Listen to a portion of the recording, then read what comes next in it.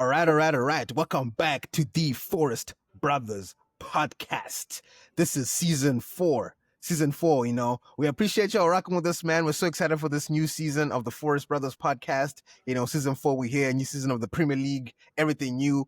I am joined by my two brothers, Samson and Kosi. Since it's a new season and, we might have some new folk, how's about you two brothers just give yourselves a little quick introduction and then we'll jump into the meat of the podcast here. So I'll start with the boy Samson and then jump over to the boy Mangoro and then we'll get started with the new season of the podcast. Yeah, welcome to the pod, listeners, viewers. I am Samson, and I am the Arsenal supporter, the resident Arsenal supporter on the pod. Welcome to the Forest Brothers podcast, where we discuss football, among other things. Sometimes we discuss other things, but mostly it's football. And I cannot wait to get into today's episode, get into this season, because I think this is the year, gents. I say that every year, but I think this is the year. But yeah, over to you, Mungo. Thank you, Mr. Robbie Lyle. So you're doing your best Robbie Lyle impersonation there. Another hopeful season for the Gunners. It's your boy here, Mr. Nikosi. He's back, the new season. He supports the world champions. The world champions. They cook the world champions. They're always marinating. Chelsea, the boys from London. We're ready for the season. This season, we're not in a title race. I'll say it on day one. We are the little horse. A wise man by the name of, if I speak, I'll be in big trouble, once said this. He said, this season, we are the little horse in the title race. Next season, the boys will be ready. They will be ready. What happened? He said this 2013-14. Chelsea finished third. The next season, we dominated. We won the Premier League title. And that was the greatest Chelsea manager ever, Jose Mourinho. Anyways, we'll see, Mangoro. We'll see, because I didn't Maresca come out and say that y'all are winning the league this season. I thought he came out and said that. No. He's guessing. He's doing it for you. I'm telling you the reality. I see. So you know more than Maresca. Yes.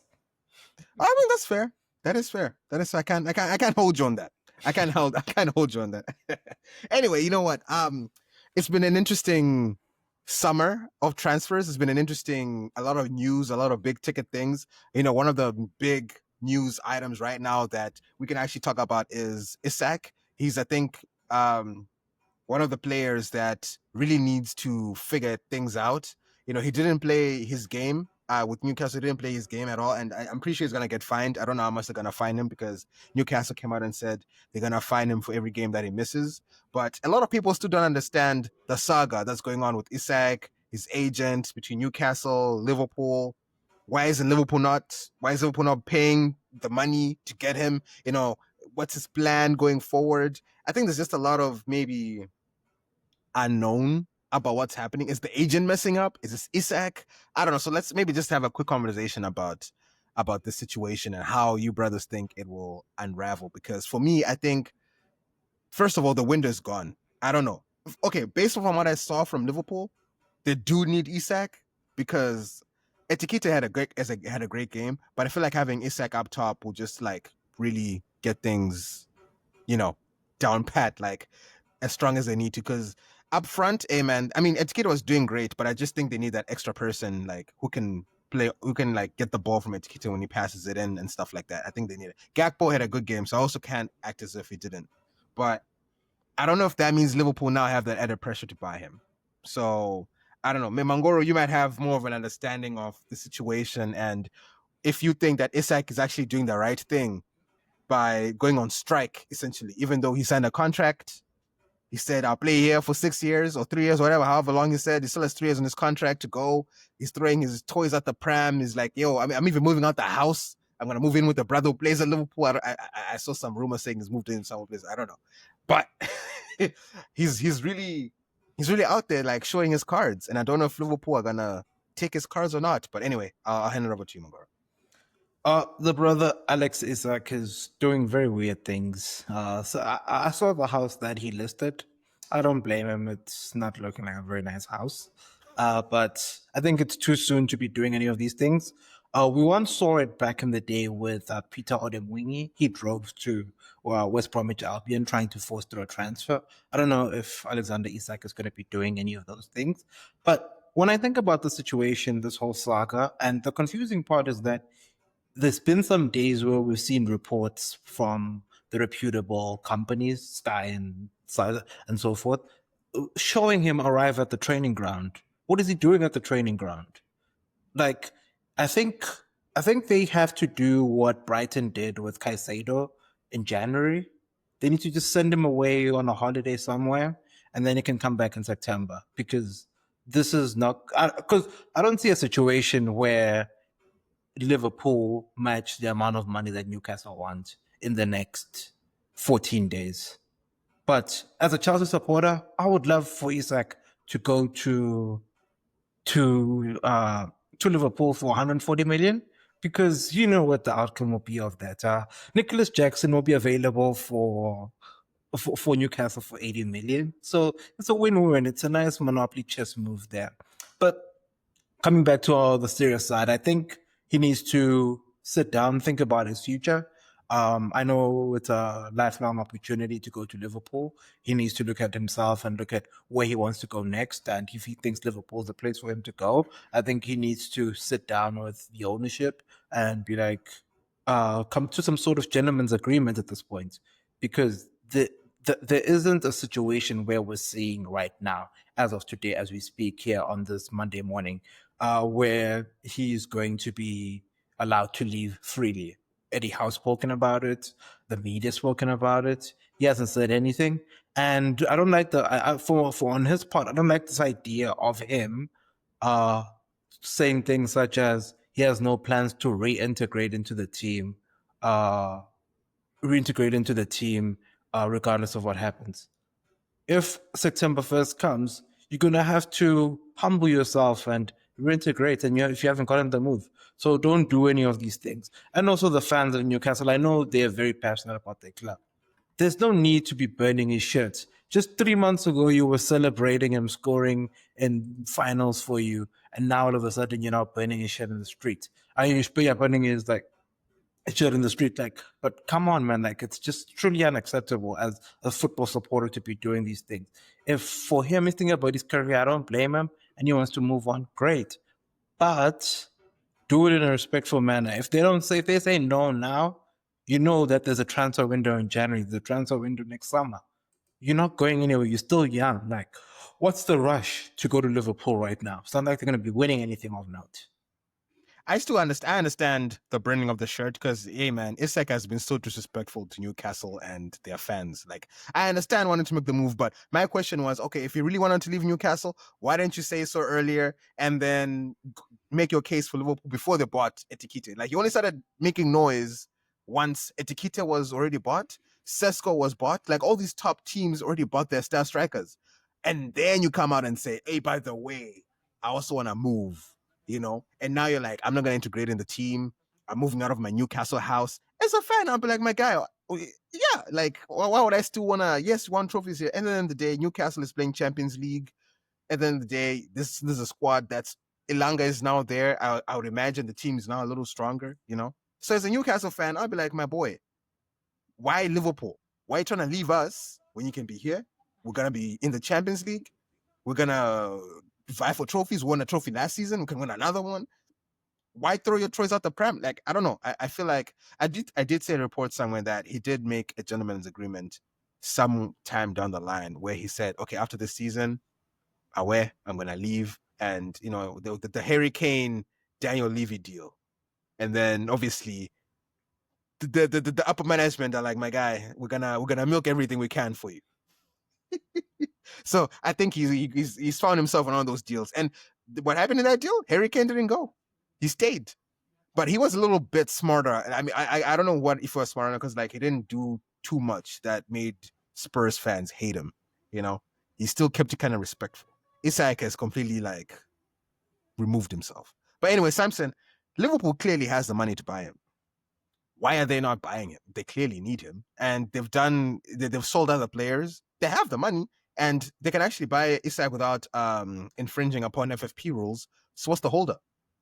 I mean, I think the issue is signing Isak, and then potentially signing the other players that they need. Because I mean, they have been linked with Mark Gay. I don't know. I haven't seen links to any defensive midfielders, but they should be looking at defensive midfield, in my opinion.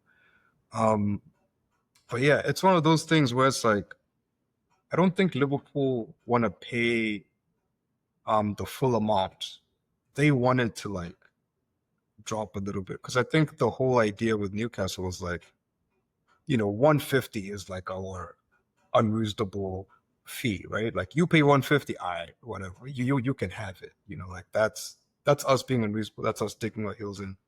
But if they sign someone, they sign a replacement. So imagine they got Sesko, then maybe that fee drops down to like 120, 110. Something a little more, manageable from the Liverpool perspective, because Liverpool don't want to feel like, maybe internally Liverpool are asking themselves, hey, do we want to break our transfer record twice in the same window? Because as well, remember they paid 125 million for Verts just a couple months ago. But they want to pay 150 for Isak right now. I don't know. I don't know if they do, because again, you'd have to imagine as much money as they may have and they're available to spend. You have to imagine that one close to 300 million on two players. It'll be what 375 on two players, or 275 on two players. Even if you have it like that, you'd have to imagine that you can't do any more business after that. Can you really spend 150 on Isak and go spend 30, 40 million on Mark Gahey? I don't know. I don't know if they can do that. So I'm assuming Liverpool just want the price to come down. They want Newcastle to get the replacement. Maybe that pushes the price down, makes it easier for them to negotiate. Because again, they still have to pay Isak a huge wage, like massive wage, right? So I'm sure all these things factor in, and they just want it to look good on the balance sheet at the end of the day. They don't want to take a massive, massive hit, because they still have other areas they need to focus on. I mean, we all saw the 4-2 against Crystal Palace. I mean, they need some defensive reinforcements. So yeah, it was against Bournemouth. Yeah, no, they do, because hey, VVD and Konate, I ain't gonna lie to you, it's done. It's a wrap.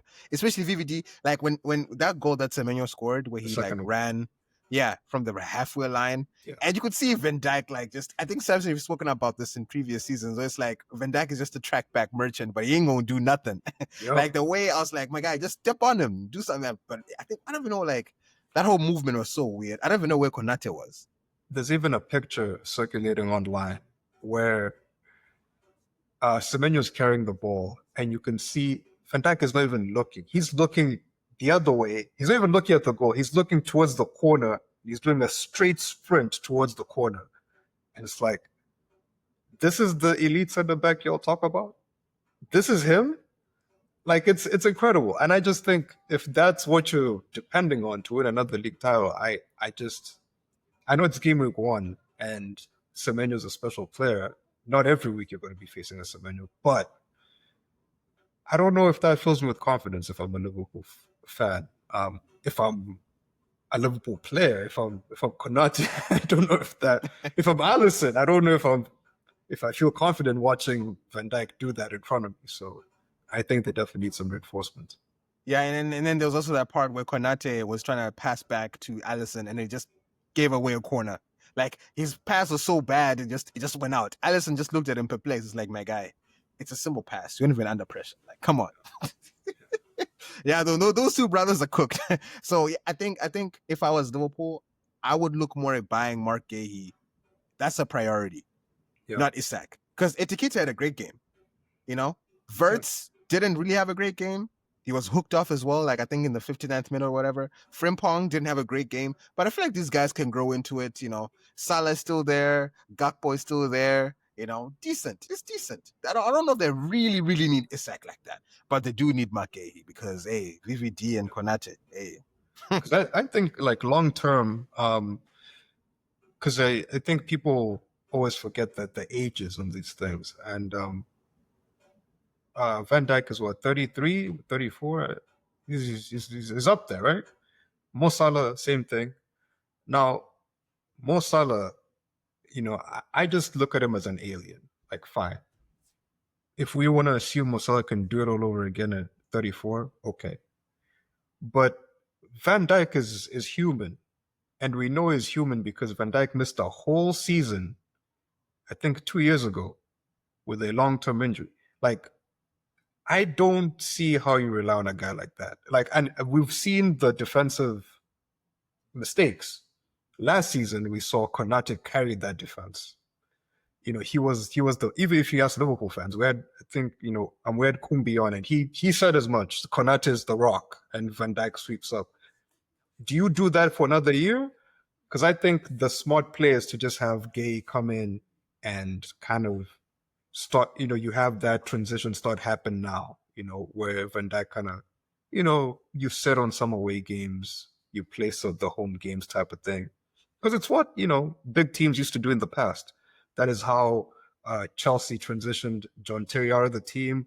It's what Man United did with Vidic and Ferdinand.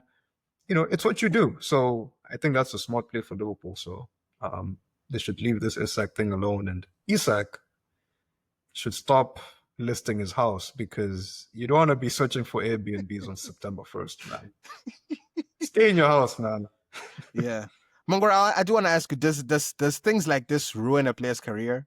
Like if these things don't go Isak's plan, right? Liverpool actually don't buy him, which is, I think, the case. They have other priorities.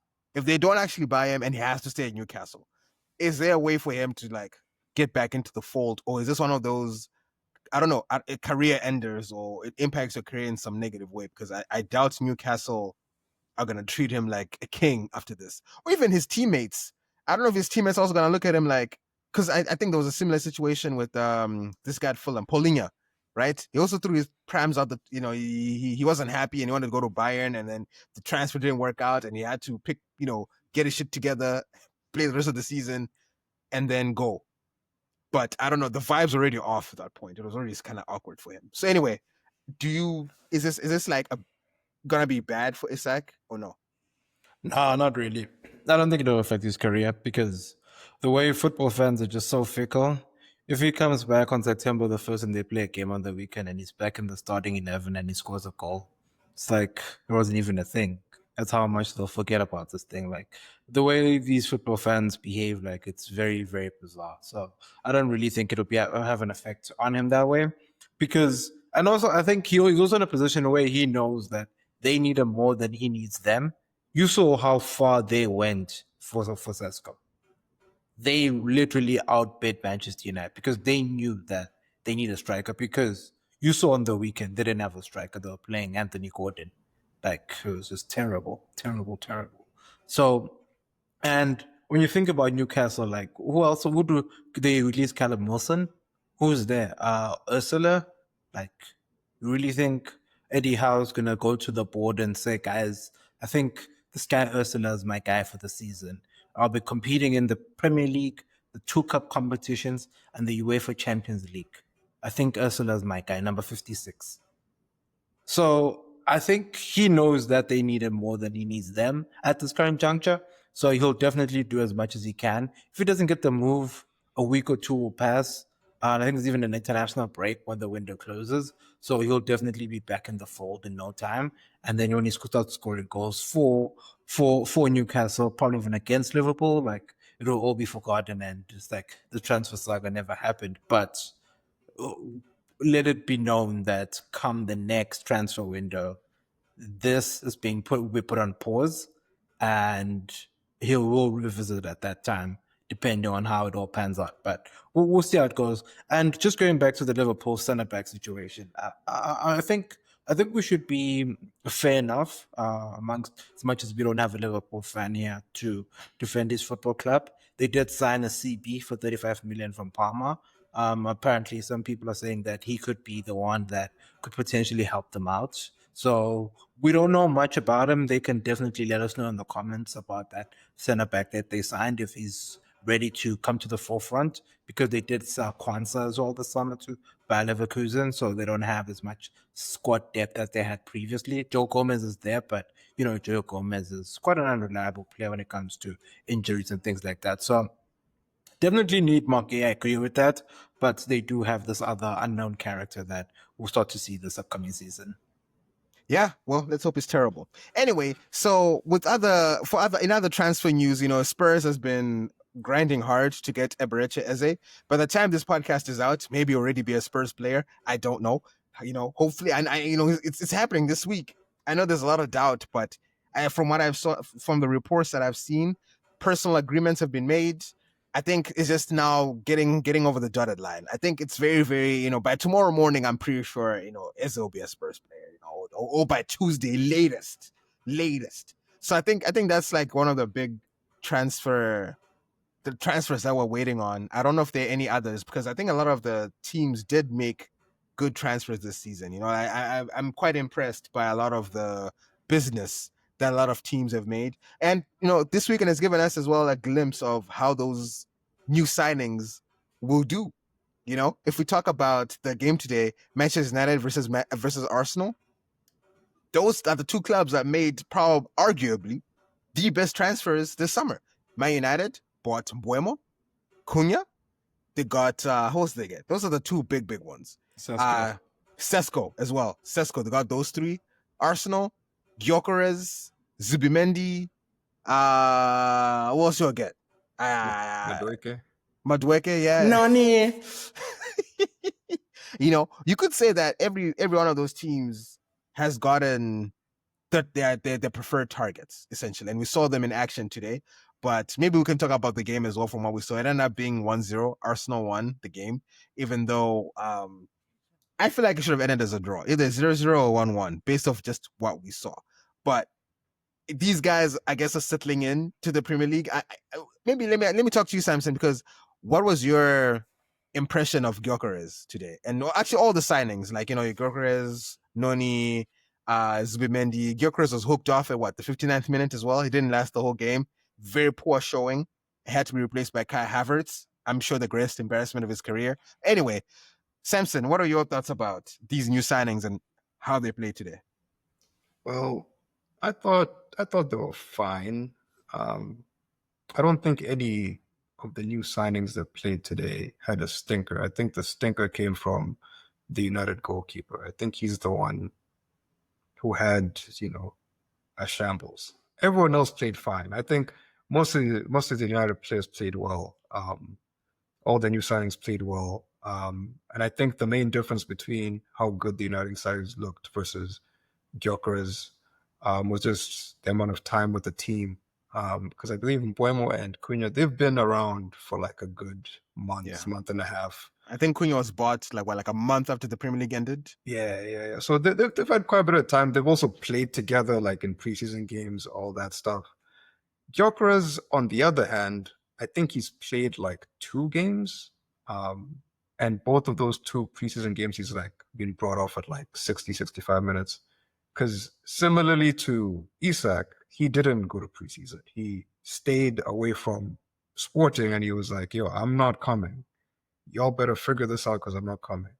So his preseason started when we signed him. So he's still kind of getting up to speed.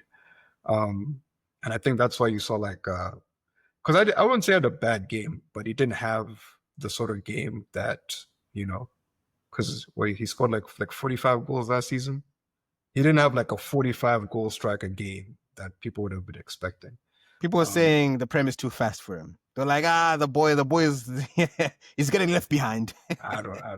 I thought it was okay. I just thought the team is adapting to him. He's adapting to the team because like some of the opportunities we're trying to create for him, like, I wouldn't say he was slow. I would say like either the person crossing or the person passing was fast or slow to him. Like there was just like a misconnection there. Because you would see how guys are combining with Martinelli and Saka. It's like it's almost like they're not even thinking; they're just doing it. Whereas when Gyökeres gets involved, like he's either not receiving the pass where he wants it, or he's getting sent wide. Like he's not a winner. Like I'm seeing him crossing the ball. I'm like, that kind of been the plan, you know? Like, so I think it's just a time thing. He'll find his feet with the time. But yeah, everyone looks solid. Yeah, Mangoro, what did you think about that game in terms of like the transfers and what you expect these two teams to do moving forward? From my point of view, I was actually quite impressed with what I saw from United. Yes, they couldn't get the goal, but you know, decent showing. I think Cunha and Mbeumo especially had a very, very good game. Cunha especially, I think. I was surprised. I thought Mbeumo would outshine Cunha, but actually Cunha was cooking today. And I'm surprised he didn't actually end up with the goal. You know, Raya made some decent saves, but Cunha was really fighting. You know, he was really, really on there. But yeah, Mangoro as a what can I say? As someone who will be unbiased between United and Arsenal, or as unbiased, because you know me, I'm gonna be very biased, and Samson's is gonna be very biased.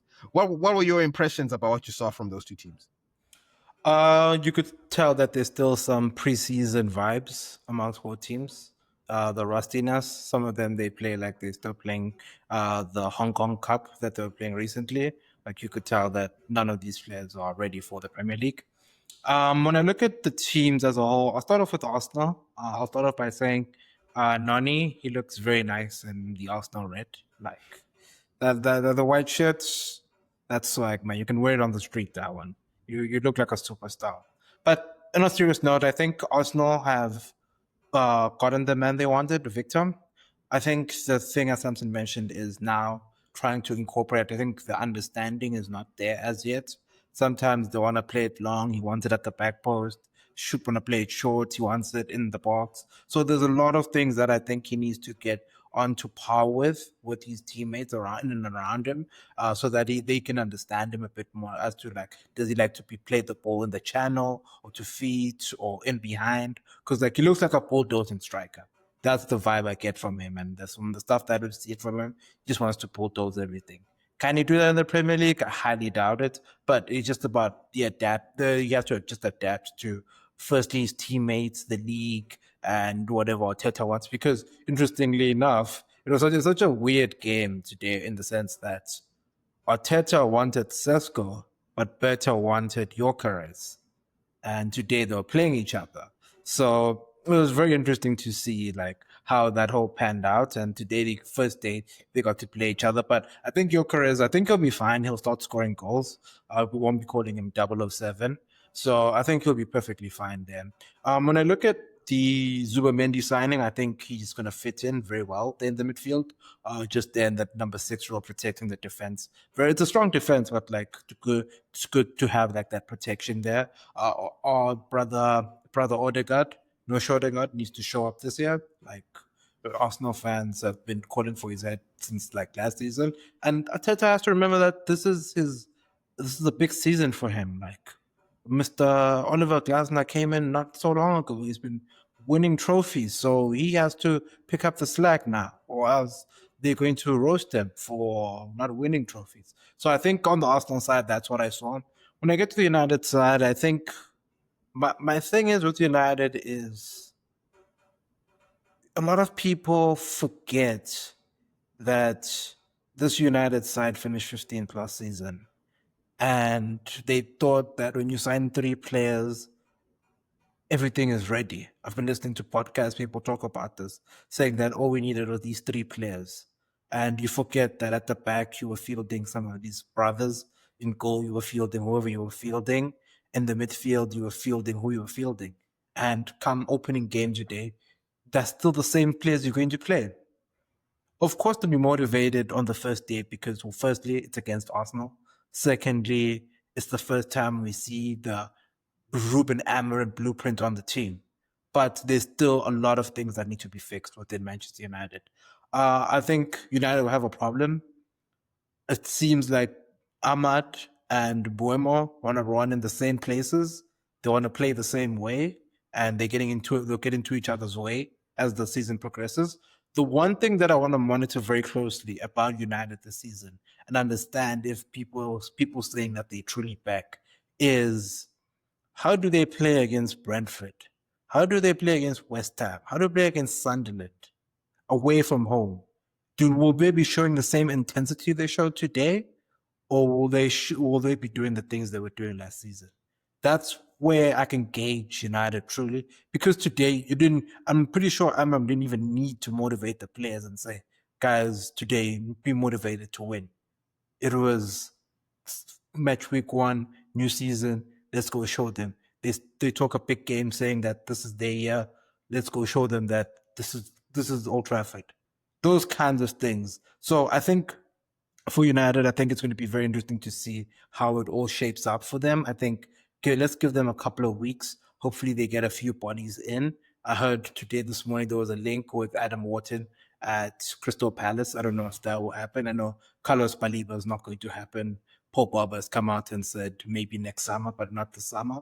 So United as a whole, I think some pieces are starting to come together, but the road is still far. If they really truly feel that they are back and they'll be in the top 5, I think they need to get serious and get serious very quickly. You brought up a good point about Mbuemo and Ahmad, because there was that moment when Mbuemo was doing his thing in the box, is about to take the shot, and then Ahmad just messes it up. I don't know what he was doing. I was like, bro, Mbuemo just did all this work. Why are you trying to take the shot off him, bro? Like, come on, relax. So I'll be also very kind of curious, like, where does Ahmad fit? Because even in the lineup, you saw Mount playing as almost like a striker, right? Did you guys notice that? I think in the lineup, like where Mount was playing up top, and I was like, what's going on here? Because I think it was Mbeumo to one side, Cunha to one side, and then Bruno's playing Cam, right? So, and they improved when Ahmad came on. So now I don't know. Personally, I feel like maybe you should have Ahmad up there and take Mount off. But again, is what you're saying, Mangoro. Ahmad and Mbuemo think the same. So, and Mbuemo is a much better player than Ahmad. How do they manage that? I don't know. What do you guys think? Like, I don't know. Maybe Samson, you saw something as well. I mean, I thought that was kind of my main reaction. Even when Mbuemo was signed, I did wonder, like, why are you signing Mbuemo when you have Ahmad? I didn't really understand it from the jump. And I thought, maybe you want to play Ahmad right wing back, and when you are really attacking teams, you kind of overwhelm them on the right hand side. Ahmad is overlapping, Mbuemo was underlapping, and the left back, whoever's playing there, doesn't really know what to do. And actually, I was scared when Ahmad came on because Calafrio wasn't really handling Mbuemo too well. Mbuemo was kind of cooking a little bit. So I thought adding Ahmad to that, damn, it's gonna be interesting. But then obviously, it just didn't work. So yeah, I don't know, because again, I thought Mbuemo looked better with Ahmad off the pitch. When Ahmad came on the pitch, Ahmad showed glimpses, but he kind of dimmed Mbuemo's light a little bit. Then I think Cunha showed more when Ahmad came on. So yeah, I think it's maybe just like a puzzle. Amorim needs to work out in terms of who to play, when to play, how to configure the team. Because again, Sesko was signed very recently, right? So Sesko is also another variable, because you start Sesko, you play Sesko up top. What does that do to Cunha and Mbuemo, who was playing right wing back, Bruno? Like, there's a lot of variables, I feel. So I'm not so sure. I'm not so sure how they go about it. But definitely Mbuemo starts. And Ahmad, maybe you just tell Ahmad, hey, relax. You're no longer the star boy, because that's kind of the mentality he was on. And I do fear for him, because as a young player, when you're on the ascendancy, when you're climbing, you want to go from strength to strength. You want to go from like, okay, I was coming off the bench, now I'm starting. Now I'm starting big games. Now I'm the star. Like you want to have that natural progression. You don't want to go like, oh, I was starting and now I'm coming off the bench. And now I'm starting again, because it kind of mess up your rhythm and your confidence. And as a young player, you live off confidence, until you get to that senior level where the next game doesn't really matter, based on your last game. Like, as you're coming up, you just want more and more confidence. You want to keep performing. So I do worry, hopefully it works out for the brother, because I think he is a talent. But yeah, Amorim needs to figure that puzzle out. Yeah. One thing I'd also want to ask Amorim is he going to play Amad Diallo at right wing back away at the Emirates, Stamford Bridge, Etihad, and Anfield? Is that like his plan? Because if that's his plan, then they'll be exposed very badly. And we know that he still doesn't have 100% confidence in that back three of his, like the personnel that he has today. Luke Shaw is not a center back. I see you always see people online talking bad about Luke Shaw, not wanting to see him, but he's playing. They licked. He has a mistake in him from time to time. Lenny Euro, he does have the good qualities, but he's still a young role player, so he still needs to grow into the role. So that's one thing I'd also want to know from Amarim, like, is he going to be taking those risks at the big teams, like the teams where you're supposed to show up and play Ahmad there? Because if he does, like, he'll be destroyed. And these teams, and when you have Casemiro or whatever other midfielder you have in the mid that you still don't trust, like if you're telling me that you have that back five with Ahmad at right wing back and Bruno and Casemiro away at the Etihad, that could be an embarrassing scoreline. I heard Florian Wirtz come out the other day when they asked him why he wore number 7 at Liverpool, and he said something very interesting.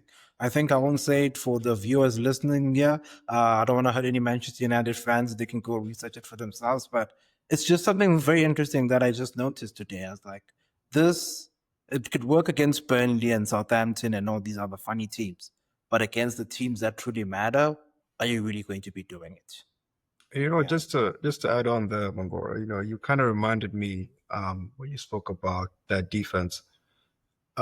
Arsenal, I'll say that Arsenal are a horrific counter-attacking team. Our strength lies in build-up play, getting people in the box and overwhelming you that way. Counter-attacks, we are horrible. We had so many opportunities to counter this Manchester United team, but we just couldn't do it. There was one instance we had Saka and Martinelli. This is the ideal situation, by the way. Saka one side, Martinelli one side, Odegaard through the middle, ready to feed them the pass. Both of these guys ran into the same area.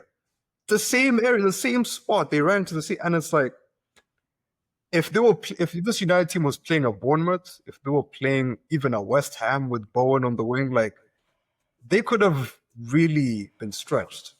So yeah, that midfield, because you'd have to discount Casemiro. Casemiro is just food, he's just getting ran past every game. Like, so just forget about him. If you pair him with Bruno, like, you're not defending any transitions. So I think once again, you have all these players you want to play, all these new signings. You haven't signed a proper DM. That's why the link with Baleba and Wharton. You haven't signed a brand new center back because, like, again, Maguire's like, is a pro. He's up there in age. He's getting to his mid-30s. Didn't even start today. De Ligt, I don't even want to speak about De Ligt because he has his own issues. And then the keeper. So you can't rely on that midfield, that back three, that goalkeeper to keep you in games. You need to find ways to make sure you're not so exposed on the counterattack, because it's going to be long playing some of these other teams. We're terrible at counterattacks, but next week, I don't think it'll be the same type of game. Yeah, it was also interesting to see who Amarim has dropped from the squad. We didn't see Holjent, wasn't even on the starting lineup, nowhere to be found, not even on the bench. He wasn't there. Or Nana was also dropped. So I don't know what's happening there. I think some people said he was injured, but I don't think he is. I don't know how. I think he might be injured. Is he still injured from playing football in the mud in Senegal or wherever he was? I don't think I think he's due back like next month or something. I see. Okay. Yeah, I wasn't sure, but yeah, Holjent, I don't know what's going to happen with him. I don't know who's trying to buy him. I don't know what the situation is for him. He might be playing under 23s for the rest of the season, or they might just keep him as a reserve striker. If something happens to Sesko and something happens to Cunha, it might be that. It might be that. But another team, before we move on to other things, another team that I already spoke about them earlier, sleeping giant, if I may, and this is going to be very controversial. But let me just say this. The Spurs project right now is showing more promise than the Arsenal project. That I'm just saying, you know, let's just keep it honest. Let's just keep it honest. No, okay, hear me out. Hear me out. The reason why I say this, Goodness. you saw how we played against Burnley. Sure, you might say they're recently promoted team, but once especially we get Eze, I think that the Spurs project has a lot more potential. Just already, like the signings we made, you know, the fact that it's already like the Richarlison Kudus connection is already being so powerful, you know. The kids of Bergval was playing well, you know, Archie Gray, you know, even Vicario seems to be getting his shit together, you know. Samson, come on, man. I mean, okay, before I even get to you, Samson, Mangoro, I'm sure, I don't know if you watched the Spurs game, but Thomas Frank is doing something. He's building something legitimate here. No, I'm sorry, Mutsa.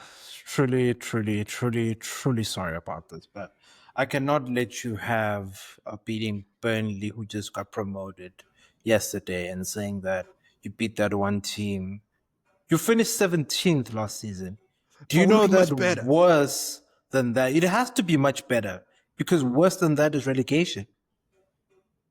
And you're telling me that signing 2 players, you didn't even get the other one. I won't mention his name. I don't want to hurt your feelings. But Marinakis can do that for you. But you telling me that after one game against Burnley, if you beat Man City 3-0 today, okay, I'd be like, okay, that guy, Thomas Also, Frank, is let a me say cookist. this. We did score 2 goals against PSG. We actually almost won that where game. I was interesting enough. That's where I was going. I think a team that is going through what they call a transition, and you say are now cooking, or the project is going somewhere. I don't think what happened on Wednesday happens to that team. 84 minutes, you're 2-0 up. They've taken off all their stars. All their That was a mistake. Kvaratskhelia, and all of their stars were off. They're playing Ramos, for crying out loud. And they come back, and then they beat you on the penalties. And then today, yes, whoever the game played, you're telling me that you beat Burnley. Burnley, they can sign up today for free at the Premier League today for one of the 3 spots in the bottom 3. And they know it for a fact. Fine, they may spend money, but like they know that they're going down. Like our brother, as much as we're the Forest brothers, we need to support our other brothers. Lau Foster, he was isolated. He was isolated against the Spurs team. So Muta, I don't think we should be gassing you guys up too much. That's the thing. I want us to stay calm. We need to be calm. Like it's too early for us to be saying Spurs are back. You finished 17th last season. And in his first season, he did this to y'all. Do you remember that? Do you remember that? Fooled you for a lot longer, because I remember there was a big Sky headline saying, "Yo, are these like the Invincibles? Are these as good as Arsenal's Invincibles?" Do you remember that headline? And we were until Van de Ven got injured and Romero got a red card and all that other bullshit happened against that Chelsea game. We were on the path. We were on the way there. You know? And Thomas Frank arguably is a much better coach than Ange. So listen, all these things are to just say. And also, let me say this, Burnley had the best clean sheet record in the championship last season. They're barely conceded any goals. So let's not act as if. And we did a good showing against Spurs. It's not as if like defensively they're actually a very solid team defensively. So look, come on. You know, again, you guys did this. You Spurs fans, you did this last season. You can't pull receipts against teams that Arsenal, like, we're not even in the same league as these guys. You bring up championship records. Like, you were not in that league. You were not there, all right? Last season, you brought up Europa League teams. We're not at that level, okay? We're not looking at you eye to eye. Like, it's not happening. So, yes, you can slap around Europa League teams. You can slap around championship teams. Fine. Do that. You're supposed to be doing that, Mutsa. This is the expectation, that you do slap Burnley 4-0, that you do not drop a 2-0 lead in the 84th minute. These are expectations. that you lot never have to deal with because you're not on Arsenal's level. That's just the bare truth. Hey man, I'm just saying. Spurs has a lot of potential and a lot of promise. The project is showing that it can eclipse the likes of Arsenal, the likes of Chelsea. I'll even put Chelsea in the mix. Spurs are looking good. We're looking fantastic. We're looking phenomenal. And you guys are just gonna see. You know what? Once we sign Eze, you guys are just gonna see. You know, even if we don't sign Eze, just watch the space. We're Listen, cooking. in 6 days, all right, the 23rd, these men go away and play Man City. It's not a long time. We don't have to wait a long time to accurately judge where this project is at. Man City, we've spoken about them. They are a good team, but they have a lot of issues. You guys beat them 4-0 last season, I believe. Mm-hmm. Beat them. Go beat them. And then we'll see where you're at. Nah, Muta, there's no way that, there's some teams in the Premier League that this season I would hope that they do well. First one being Spurs, second one being Manchester United. I hear a lot of people putting them in the top 7 conversation. I think for you two, both of y'all this season, that's for one thing, finish in the top 10. That tick in the box. You've done well. Finish in the top 10. That's where you start. Champions League, United is not in any European competition. Get out of the group stages. Tick. Go far in a cup competition. You're not going to win it. Tick. Good season. That's what I'm aiming for. So now when you start having conversations about one game, just one game, I've seen enough. like against Burnley, if you beat any of the serious the teams that finished in from if you beat Aston Villa or Newcastle that way, okay, I'll be like, okay, Spurs might be serious. But you beat relegation fodder. These teams that come out from the championship now, what you forget, they are on a path. They're competing with each other on the record of who could potentially be the worst Premier League team ever. That's what they're competing for. Southampton almost broke Derby's record this year. I'm pretty sure Burnley will be in the running, and the other one, probably Leeds as well. They'll be in the running for being the worst teams in Premier League history. And then these are the people you're slapping around and telling us that you're ready. Maybe you should take a closer look at the mirror and say, are we truly ready? I think there's a lot of I think you're starting to adopt this Arsenal fan derision now, that is now the copium is too much. You need to be honest with yourselves and ask yourself, are we truly ready?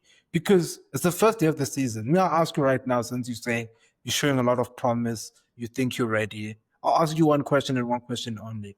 Based on what you just said, with or without Eze, where are you finishing in this year's Premier League? Top 4. Clip that. Listeners, Top 4. clip that. We'll roll it back in May. We'll roll it back. People say Arsenal fans are delusional, but there's nothing delusional about finishing second and thinking you're going to finish first. These men finished 17th. It was a fluke. I mean, the delusion is out of this world, man. Yo. And, I just wanted to put it onto the universe that you brothers better watch out, because Spurs is back, and we're back with the bang. We're back. Anyways, talking about relegation, as we're kind of wrapping up the start of this season, we have to also talk about the teams that got poached, because as you said, Spurs was 17th last season. West Ham was, I believe, 16th. I don't know if they ended up finishing above United at 15th, but anyway, West Ham also was having a very poor showing. They've lost Kudus to Spurs. They didn't really buy anyone that can really improve their team, and we saw how they got thumped by Sunderland this weekend. A newly relegated team, mind you, and they were thumped hard as well. There was nothing they could do about that Sunderland game. There was really nothing they could do, and Brentford as well. They lost Mbuemo. So I don't know. I'm not sure who else they lost, but they're now significantly weaker. Wolves as well. Their manager.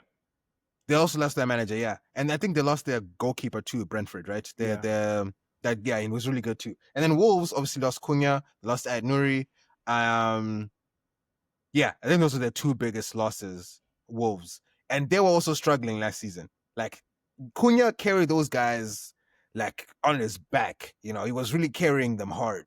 So we're in a situation now where we have these teams that are weakened. You know, West Ham, Wolves, Brentford. You know, those are the three teams that really need to, especially West Ham. Especially West Ham. So what do you guys think that those three teams need to do right now in the next 2 weeks if they are to avoid any relegation talk? Or do you guys think it's a wrap already for, like, you know, the West Ham and the Wolves of the world?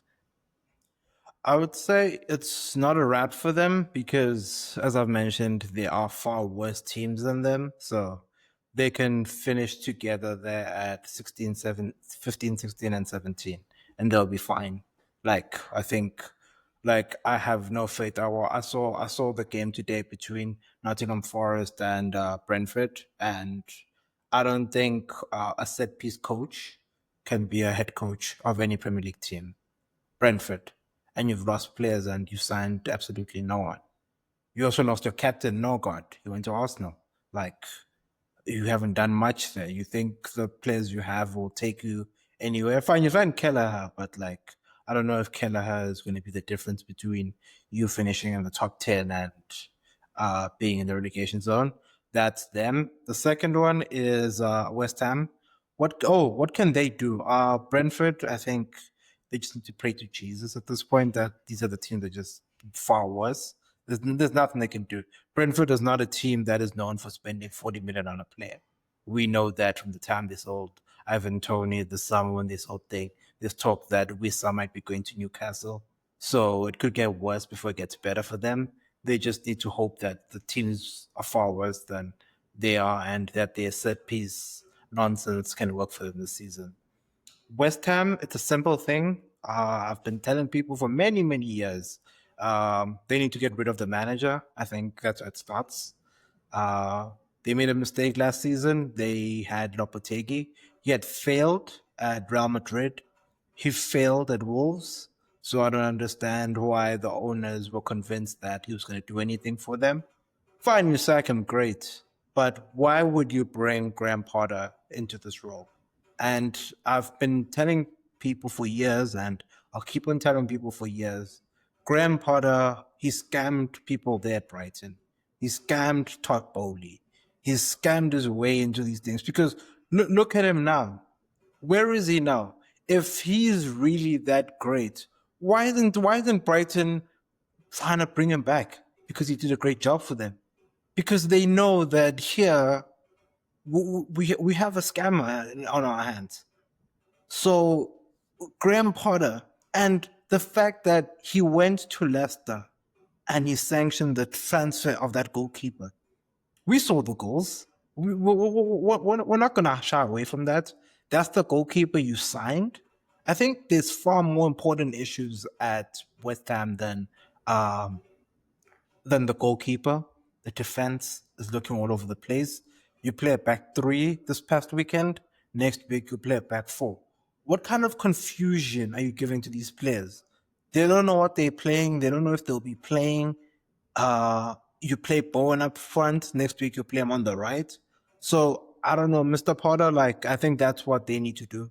I don't know. They've made a mistake keeping him. It's not going to get any better. It's just going to stay the same way that it is. And what is the third team again? You mentioned there, Mr. Mutar, that I forgot. So there's Wolves as well. Oh, Wolves. Oh, just as terrible. Like, that's another one that I'm just very worried about. But they'll survive by the grace of God because they have their other friends there who are just not as great. Because we saw them against City. City went at their scintillating best. Like, as I was telling you prior to recording, Muta, I know Marshall Monetzi. He is a Forest brother. He used to play for Orlando Pirates as a number 6. Now, all of a sudden, fast forward a couple of years, he's now playing number 10 for you. What is he going to do? Strand Larsen spends more time on the ground than standing on a soccer field and he's a soccer player. You have Bueno. You have the young brother there at the back. What's his name? Akbadu, another Forest brother. Our Forest brothers are taking L's in the Premier League.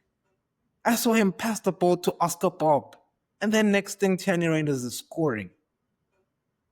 Jose Sa, he's not convincing in the sticks. Like the midfield is just all over the place.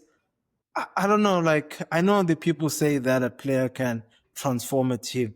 I don't think losing just Mbuemo and Ryan Nori like could have such an impact because the team is actually quite bad, and the manager looks like he is devoid of ideas after game week 1, and that should be a worry. What should they do? They should look at loans. They should look at these fringe players at these big clubs that no one wants.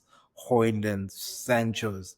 Manchester United have a whole list. They can maybe pluck a few there. And Chelsea Nacho. also, yeah, Chelsea also have a list. There's a few there. Pluck a few from there. I'm sure Arsenal have a list. City have a list. The top 6 clubs. Take some of these players and conjure up something. Because if you don't, you'll be in the relegation battle. That's just what I see with these 3 clubs. That's why I like what Everton did. Get your Jack Grealish, good. Now you at least have something there. And then Leeds getting DCL. What's his name? Calvert-Lewin. Calvert-Lewin. Yeah. Dominic Calvert-Lewin. Yeah. Just get these guys that are like in the fringes, you know. Even Boa, like if they get, I mean, I don't know if you guys rate Patton Daka or not, but you know, he's still somebody that you can also like put in there, you know, at the front there, you know, from Leicester. I don't know how he's doing there at Leicester, but maybe not. But yeah, you're right, Mangoro. Like some of these French players, you know, even if you say we want Casemiro to come, you know, that could still improve your team somewhat massively. Take him off United's hands. Stop it. You know, maybe. Even Ahmad. We're saying Ahmad right now, there's a problem in United. You know, if Ahmad goes to Wolves or if he goes to one of these projects, West Ham, help Bowen out, because I feel so bad for Bowen, man. Bowen, another season to carry West Ham on his back. Damn, man. But anyway, Samson, what do you think about these clubs? I think the issue is not just the personnel, but it's the quality of the football being played. So Graham Potter, I believed in Graham Potter for a little bit at Chelsea because I thought, you know, maybe it's just the environment that's wrong. But towards the end of his time at Chelsea, I realized that can be the case because he was statistically the worst ever manager, and I think still is the worst ever manager Chelsea have ever had, just by his record. It's the worst record. And this goes back to like when Chelsea was founded, you know, like over 100 years of managers, and he has the worst record. I don't think you can rehabilitate that. I don't think there's an answer for that. And I'm looking at his West Ham team, and it's just boring. You know, it's boring, and it doesn't do anything. You know, like the good thing about having boring football is that you stop goals, you keep it tight, and you hit guys on the corner. You know, you work on set pieces. They're terrible at set pieces. They cannot counter, and they leak goals. So what is the point? You know, what is the point of playing this ugly ass football? You know what I mean? Like, it's just so uninspiring. I'm sure the players hate coming to work. Bowen is depressed. He wants to leave. Like, how? Because I think Nicholas Fulkrug, the striker, I remember he had an interview at the end of last season where he just broke down for the camera. He was like, it's not good enough. This is horrible. And he spoke from the heart. And this is what that kind of football does. It's ugly. They don't want to play it. They don't feel any sort of joy from this. It's a chore. And when the results don't come, it's even worse. You go on to Brentford, relying on set pieces. My God, it's horrible. People want to play football. Like, you know, as much as players want to win, sure, I get that. But you want to play. You're out there because if you're an attacker, if you're a midfielder, you want to make nice passes. You want to make nice runs. You want to score goals. If your manager is setting you up to fail, to defend and still concede goals, you're gonna suck. It's not gonna work. All right, it's just not gonna work. So I think these teams We'll see how Brentford go because the manager's still new. West Ham, they need to sack that guy. I think Potter, he should go back to Sweden because I think that's where he made his name. He should go back there. There's no room for him in England anymore. Don't even go to the championship. Don't even try. Don't go. No, just leave the country. You made 17 million off Chelsea. It was a successful scam. Leave. Go. He is a Enough. millionaire. Yeah, That's true. he's got racks. He should leave. Wolves. Yeah, I mean, they've been trying to figure it out since last year. Just Cunha was the shining light. I think with Wolves, the solution is simple: sign better players. Take a risk on some young guys, like Mongoro was saying. Go to the big clubs. Take some of the young players that are unwanted. Fabio Vieira at Arsenal, I think, would look great in that 10 role, as opposed to our brother Munetsi. I think Munetsi would look better as a 6 who maybe arrives late, as opposed to the main creator, because I think his strength lies in his runs and his dueling abilities, not creating. So go sign Fabio Vieira. Come on, we need the 30 mil. Or a 6 who just doesn't arrive, who just plays as an anchor next to Joao Gomez, plays that role. Either that too, But yeah, I think they just need more quality in the final third. A new striker would be great. They could loan in Højlund. I think Højlund would do fantastically at Wolves. I think so too. Loan in, or sign Fabio Vieira. We don't do loans around here. Sign Fabio Vieira. And yeah, that would greatly improve things, because I was actually seeing a few movements against Man City. They're actually able to get the ball forward and get to dangerous areas, but they just don't have the quality. So improve the quality. Brentford, my guy, that man's on the clock. He is under surveillance because 3-0, one half of football, Nottingham Forest. I'm sorry, Nottingham Forest is not that good. They're good, but they're not that good. Chris Wood should not be on a hat trick after 45 minutes. That's just nah, stop it. So that man, he's under surveillance. We'll be watching him, but he's got to improve, because I think Brentford, the players they have, they are better than 3-0 after 45 minutes. So we'll see. We'll see how they do. Yeah, just going to have to manage the situation. But I think those guys are the most at risk. If they don't do anything right now for the next 2 weeks, it's not looking good. It is not looking good for them. And any of them are definitely at risk of getting relegated for sure. Like, I don't think they'll survive. One of the last things here, we haven't spoken really too much about Chelsea. I ain't going to lie, Chelsea really annoyed me today, based off of the fact that also I had Palma and Joao Pedro in my FPL team. Yeah. And they delivered absolutely nothing. Joao Pedro had a stinker of a game. I don't even think I saw much of him today. Palma, where was he? At some point, I saw him like hanging around on the left side. I was like, "What are you doing there? You don't belong there." At some, it just seemed like it was everywhere. I don't even know. It seemed like it was everywhere and nowhere at the same time. That's kind of what my analysis of Palma was today. Maybe Mongori can give more analysis of what you thought, but I don't know. Chelsea was just not giving a cohesive. Because there's been so much hype about you guys. You win the Super Cup or whatever that cup you won, Club World Cup. You guys look decent. I was expecting Palma to be feeding Joao Pedro with the most delicious through balls on earth. I was like, today we're gonna cook. I almost triple captain Joao Pedro. That's how much confidence I had in the Chelsea project. But what did you guys do? Absolutely nothing. I mean, also, all fares to Crystal Palace. Crystal Palace, I think they actually deserve a lot more credit than people give them. The fact that they beat, is it Liverpool that they beat in the FA in the Community Shield? They beat Liverpool. Obviously, they also won last year. They won the FA Cup. Crystal Palace are on a good run. Glasner has got these guys really well trained, so they're not an easy squad at all to beat. In fact, that as a free kick should have been a goal, in my humble opinion. Caicedo just lacked the strength. Like, come on, man. Like, you can't be like, come on. This is a dueling match. I actually thought it was really good football. I thought, like, yo, give him a little push, make some space, let the ball creep in a little bit. The pinpoint accuracy of Eze to hit that ball where he hit it in that pocket of space, hey, man, to me, it was beautiful. That's what football should be about. And then that funky rule that they gave today to chalk off we need to talk about it as well, because that was some bullshit. I don't know what cooked up rule that is about length and meters from the goal take. I was like, what the hell is this? What the hell is this? That was some bullshit. I also want to hear what your analysis was of that free kick specifically. But anyways, let me hear your analysis of that game, especially about that free kick. Yeah, I'll start with that free kick.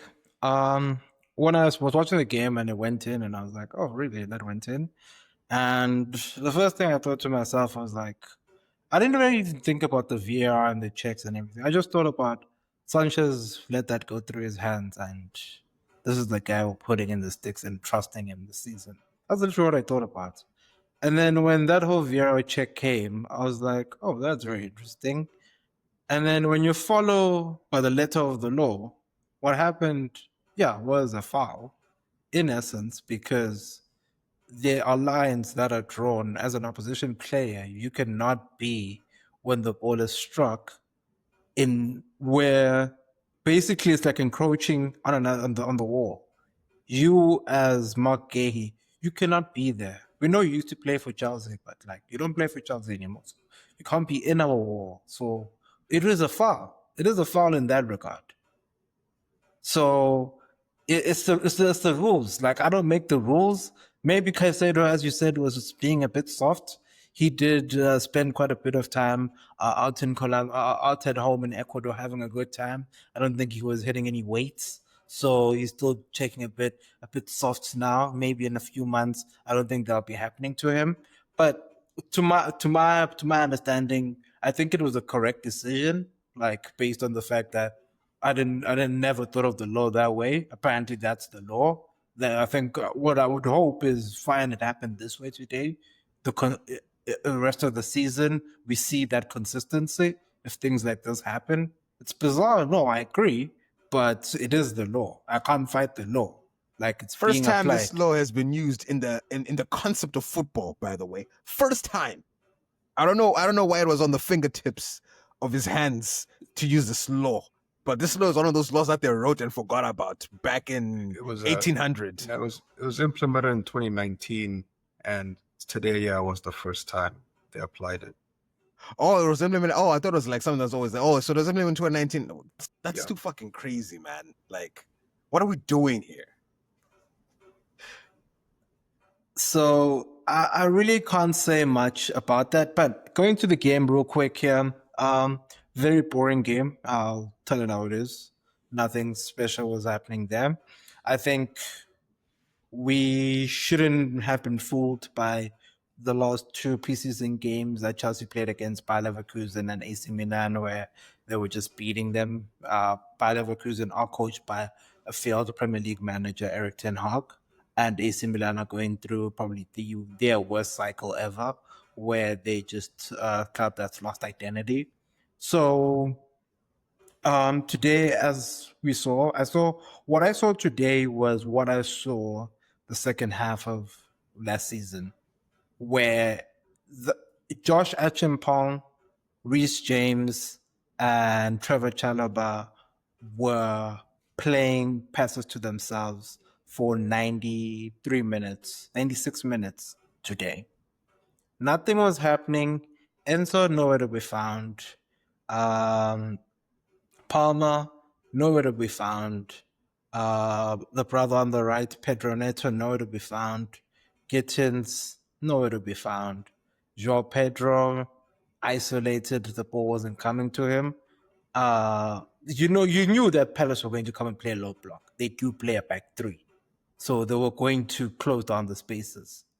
And even when you did get the chances, I know Andre Santos came on and he got a chance and he didn't compose himself and score. But he also is a CDM. So I wouldn't expect him to be scoring there. So there are a lot of things that I think Maresca needs to go look at. But then I also remember that they've only been in training for 10 days. So it gave preseason vibes. But at the same time, it still looks like a lot of, as much as there's new players, it still felt like this is what you were doing last season that was not working, like without a shadow of a doubt. The only shining light that I saw who came on later on was Esteban William. He was doing something different that no one else was doing, and he was taking people on 2v1, creating dangerous opportunities. Apart from that, everyone else was MIA, and there's nothing that we can say. Fine, Palace, they also had like one or two chances, but the game to be 0-0 was deserved. No one did anything special. I don't even think.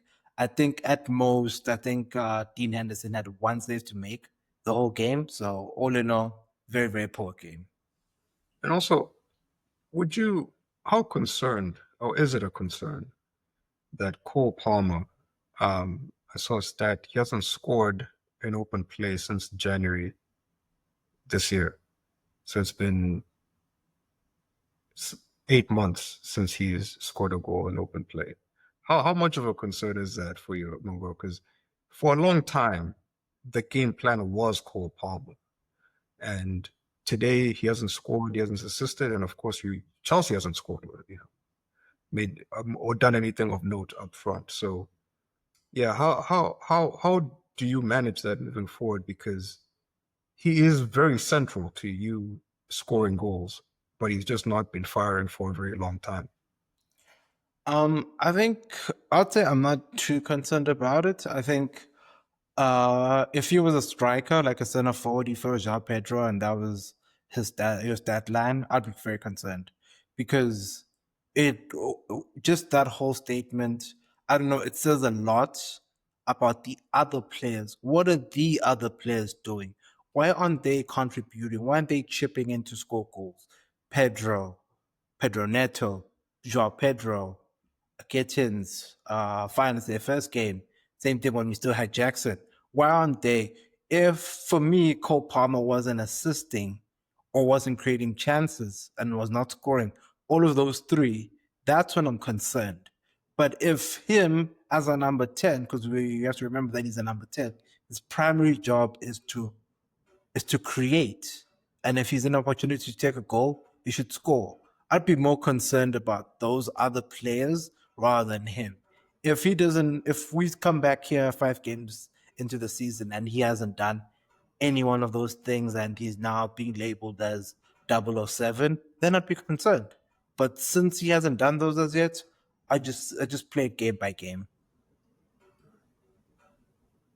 Okay. Yeah, let's see. Let's see how it goes. Let's see how it goes. A lot of expectations there at Chelsea because y'all be buying players like crazy, selling players like crazy. Maybe you get Garnacho. Maybe that'll improve things. Who knows? Who really knows? But we'll see. We'll see. But as we close off, gentlemen, just overall impressions so far of how the season's gonna play out. Are y'all excited?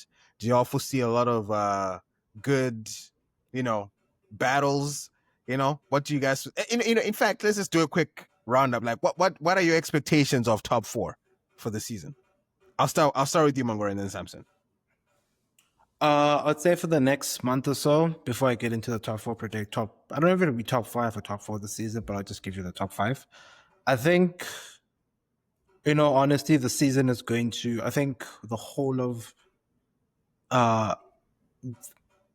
August, September, probably this time in September, we'll start to see the Premier League. Right now, it still feels too preseason for me. Like most of the games that we watched, some of the things that were being done this past weekend, it felt like people are still in preseason, mainly West Ham and a few other teams. But all in all, look at the top 5 this year. In no particular order, because I'm not. There's no team that has convinced me that they're gonna win the Premier League this year. That's just a fact. But I'll just give you my top 5. I do see Manchester City in that top 5. I do see Chelsea. I see Arsenal. I see Liverpool. And 5th, I don't know who else in. I don't have a team for 5th. I'm not convinced by any of these other folk. Like, fine, they talk a big game, but I don't know. Maybe I'll just go rogue and just throw Brighton in there just for vibes. Yeah, I think kind of like when Gordon say, I have a clearer picture of what's going to happen at the end of September. Because I think even Arsenal, given the tough start we have, I think I'll know for sure end of September if we're gonna win or not. Because I think if we get through this first 5 games, I believe it is, this is probably the roughest stretch of games we're gonna face all season. Like our first 5. If we get through it and we've only dropped like 2 points, 1 draw, I'll comfortably say I think we're winning the league. For now, it's more of a hope. It's more of like a personal belief, a fan first belief, as opposed to like having any sort of data to go on. But yeah, I do believe also win the league. That top 5: Arsenal, Liverpool, Man City, Chelsea. The 5th spot, I'll do like a process of elimination. All right, because I think that's the best way to do this. I don't think it's gonna be Newcastle, because Isak I think was a huge part of that, and I don't think he's gonna be there anymore. I don't think it's gonna be Aston Villa because Emery is just.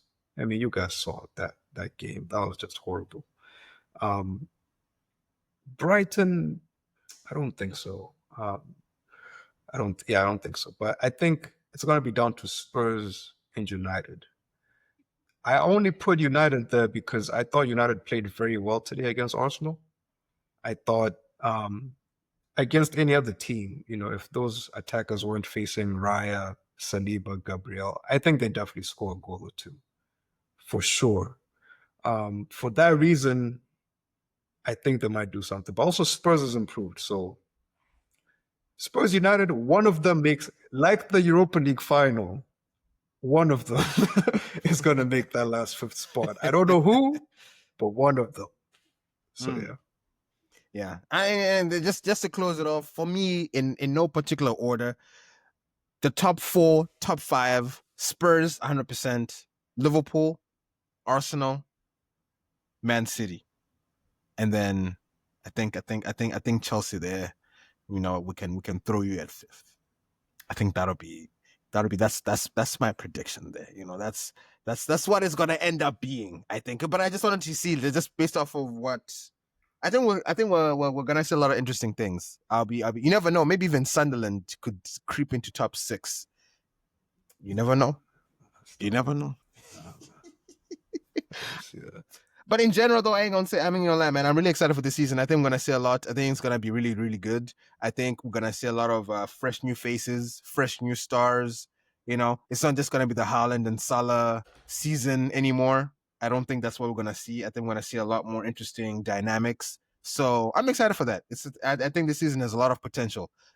Definitely a lot better than last season. That's for sure. I think a lot of last season was more so teams in transition and trying to figure themselves out. This season, I've already seen our Slot acting crazy on the touchline. He was doing shit I didn't see him do last season. So I think it's already like we're gonna see a lot more of Slot. I think last season he was like just trying to be a bit more demure and pragmatic. But I think this season he's really gonna show himself out. I don't know. He's just giving that whole thing. I was like, what the fuck is this guy doing? What are you doing, bro? That shit was weird. Anyway, so I think I'm excited. I'm excited to see. But anyway, I think that's a good place to end the podcast. Any last words, gentlemen, before we head out? Yeah. Referees, we ask kindly that you do not ruin the EPL as you did last season. That's what I ask for you to do this season. I don't ask for too much.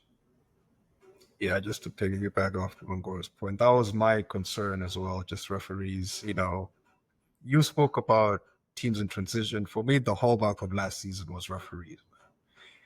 And the fact that they pulled out that rule for the Chelsea game that no one has used since 2019, man, that scared the shit out of me, man. Like, if they can just do that, like, oh yeah, here's this rule from 2019. We're going to apply it today.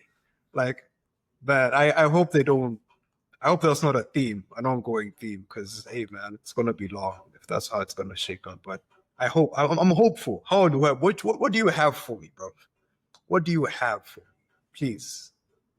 Yeah, very quickly, this new rule about keepers, the 8-second, 10-second thing. What is that all about? Maybe Mangoro, since you're part of the keepers union, can you briefly explain what that new rule is and if it's good or bad?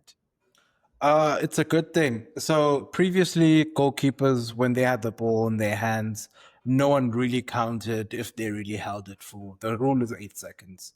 So I'm pretty sure, Wenger and Howard Webb and all these guys that they just have too much time on their hands, when they did a study and realized that keepers are holding on to the ball for 20 to 30 seconds, but no one's checking them.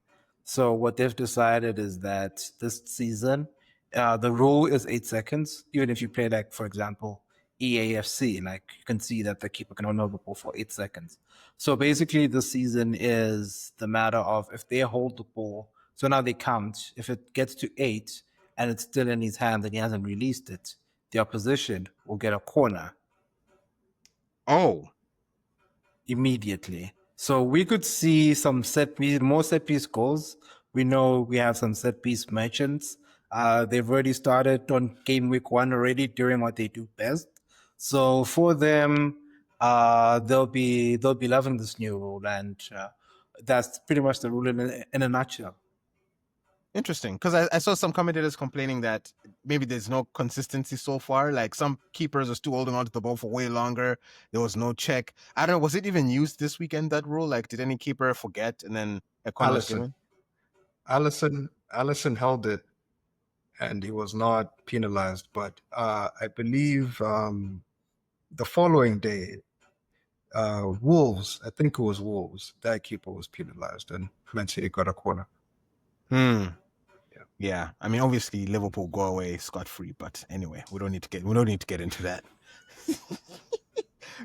But okay, I mean, it'll be interesting. I mean, so I guess a lot of teams are gonna be practicing their like corners, set pieces. You know, it sounds like there'll be a lot of money making in the set pieces. You know, like, you know, that maybe we'll have to watch out for that. The dark arts, I guess, will benefit teams like Arsenal. Spurs are doing well on corners too, so it's going to help us. That being said, they also said they were going to crack down on holding at corners, and like any sort of behavior that, like, you can tell someone is clearly not looking at the ball or trying to actively defend. So they are trying to fight back against dark arts, so we'll see how that goes as well. So should the Arsenal goal have stood today, given that Saliba was very interested in Bandia's elbow? No, Saliba was being pushed into Bandia. Because, like, what you do as a defender is you get in front of the keeper, then other players try to get between you and the keeper. I forget who it was, but I think it was Dalo. He didn't get between them. Instead, he got in front of them. And then it was too late. He's trying to get around. He ends up just pushing Saliba further and further into Bandia. And Bandia is trying to fight his way over, and he gets cooked. So the commentators pointed this out. What Bandia should have done is just fall to the ground, because then they call a foul. But he didn't do that. He wanted to fight. So that's on him. Well, I think that's a very good place to end the podcast. Listener, thank you so much. I appreciate you, and we'll catch you on the next one. Peace out.